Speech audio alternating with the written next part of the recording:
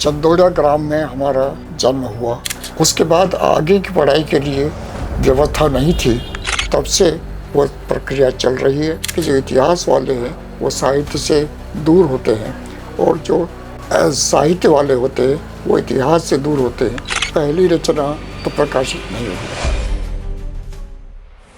कहते हैं इतिहास वही लिख सकता है जिसने समय को नजदीक से देखा हो और साहित्य वही रच सकता है जिसमें संवेदना हो। नमस्कार, मैं हूं श्रुति और आप देख रहे हैं उज्जैन लाइव। आज हमारे साथ एक ऐसी शख्सियत मौजूद है जिनकी कलम ने इतिहास को जीवंत बनाया है और जिनके ज्ञान ने पीढ़ियों को मार्गदर्शन दिया है। जी हाँ दोस्तों, मैं बात कर रही हूँ डॉक्टर भगवती लाल राजपुरोहित जी की, एक प्रसिद्ध साक्षात्कार, इतिहासकार और शिक्षक, जिन्होंने न जाने अपने ज्ञान से कितनी पीढ़ियों को मार्गदर्शन दिया है। और इनकी जो रचनाएं हैं वो सिर्फ किताबों में नहीं बल्कि समाज की चेतना में भी जीवंत है। और कहते हैं ना, हर बड़े व्यक्ति की सफलता के पीछे एक लंबा संघर्ष भरा लेकिन एक प्रेरणादायक सफ़र होता है। तो आज हम सर से जानेंगे उनके उस सफ़र के बारे में जिसने एक साक्षात्कार, इतिहासकार और शिक्षक को, एक चिंतक को जन्म दिया है। नमस्कार सर, सबसे पहले नमस्कार। आपका बहुत बहुत धन्यवाद। सर, सबसे पहले मैं आपसे जानना चाहूँगी कि एक छोटे से गांव से आपका एक जन्म हुआ है, वहाँ से उज्जैन जैसे सांस्कृतिक शहर तक का जो आपका सफ़र रहा है वो कैसा रहा है? चंदोड़ा ग्राम में हमारा जन्म हुआ। वो छोटा सा गांव, आदिवासियों का गांव। घर पर ही हमारी अक्षर ज्ञान हुआ।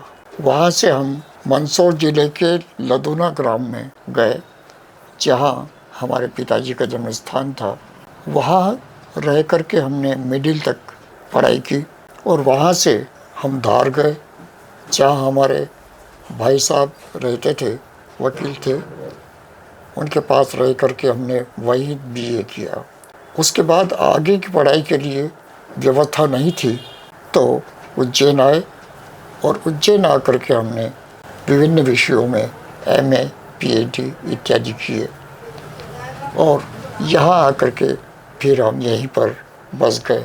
तो ये हमारी यात्रा है और यहाँ पर रहते हुए वातावरण जैसा मिला, उस वातावरण के अनुसार गुरुजनों के आशीर्वाद से हम आगे बढ़ते चले गए और यहाँ तक पहुँचे। सर, आपने संस्कृत, हिंदी और प्राचीन इतिहास में काफ़ी गहरा अध्ययन किया है।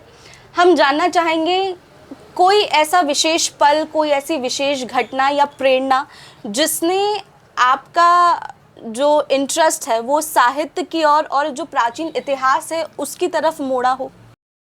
साहित्य तो हमारे साथ आरंभ से जुड़ा हुआ था, क्योंकि बचपन से ही हम कविताओं की पैरोडी करते थे। तब से वो प्रक्रिया चल रही है। कविता, नाटक, कहानी, लेख इत्यादि आगे बढ़ते चले गए और कुछ ऐसे वातावरण बना कि जिससे हमें अनुसंधान की ओर अग्रसर होना पड़ा। और वो जो अनुसंधान है उसमें साहित्य, इतिहास इन दोनों का समन्वय करते हुए आगे बढ़ना ये हमारी दृष्टि में था। क्योंकि प्रायः देखा जाता है कि जो इतिहास वाले हैं वो साहित्य से दूर होते हैं और जो साहित्य वाले होते हैं वो इतिहास से दूर होते हैं। इन दोनों का समन्वय से वो एक पूर्णता आती है, वो देखने का हमने प्रयास किया और वो प्रयास लगातार अब तक चल रहा है। सर, जैसा कि आपने बताया कि समन्वय बनाकर आप प्रयास करते रहे और अभी तक वो प्रयास चल रहा है, मैं जानना चाहूँगी कि आपकी सबसे पहली रचना कौन सी थी और जब वो रचना प्रकाशित हुई तो उस पल को आप आज कैसे याद करते हैं? सबसे पहली रचना तो प्रकाशित नहीं हुई और अब बची भी नहीं हुआ, लेकिन उसके बाद जो रचनाएं बनती चली गई वो नाटक था, उपन्यास था।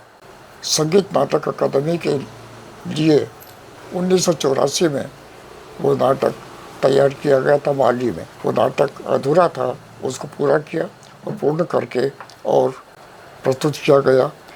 उस नाटक के फिर प्रकाशन भी हुआ, उसकी प्रस्तुतियाँ कई हुई और वो इसी प्रकार से एक आग्रह हमारे पास आया कि विद्योत्तमा के ऊपर कोई एक रचना होनी चाहिए। फिर हमने विद्योत्तमा पर एक उपन्यास लिखा। विद्योत्तमा कालिदास की पत्नी का नाम बताया जाता है। तो उस बहाने से कालिदास की कथा उस उपन्यास में आ गई और वो उपन्यास 2-3 बार प्रकाशित हो चुका है। सर, जैसा कि अभी आपने भी बताया कि मालवी भाषाओं में भी आपने काफ़ी रचनाएं की हैं, जानना चाहेंगे आपसे कि क्षेत्रीय भाषाओं में जो साहित्यिक इतिहास का महत्व है, इस पर आप क्या कहना चाहते हैं? जो क्षेत्रीय भाषा होती है वो जनता की भाषा होती है और जनता से जुड़ी हुई भाषा होती है। जनभावना उसमें होती है, जनशक्ति उसमें होती है, उसके अपने मुहावरे होते हैं, उसमें कहावतें होती है, उसमें उक्तियाँ होती है, सूक्तियाँ होती है। उससे क्या होता है कि वो ताकत जो है वो परंपरा से हमें प्राप्त होता है। वो जो परंपरा से प्राप्त होता है उससे लोक भाषा में आती है और लोक भाषा से होती हुई वो देश की भाषा में जाती है। तो देश की भाषा जो हमारी आज जो है, जैसे हिंदी इस क्षेत्र की भाषा है, वो हिंदी उस मालवी से समृद्ध होती है। ये जो जितनी भी लोक भाषाएं हैं, इन लोक भाषाओं में बहुत सारी ऐसी बातें हैं जो एक क्षेत्र से जोड़ करके वो सारे देश में फैली हुई है। भावना, उस पर शब्द बदल जाते हैं। यहाँ से मराठी में जाए तो मराठी भाषा हो जाएगी, लेकिन उसकी भावना यहाँ से वहाँ तक एक होगी। यहाँ से तमिल में जाएगी तो वो तमिल में हो जाएगी, लेकिन भावना यहाँ से वहाँ तमिल तक एक ही होगी। तो इस तरह से हम देखते हैं कि सारे देश में वो लोक भाषा जो है वो समूचे लोक में व्याप्त भावना को प्रकट करती है। तो इस तरह से सारा देश जुड़ जाता है लोक भाषा के माध्यम से।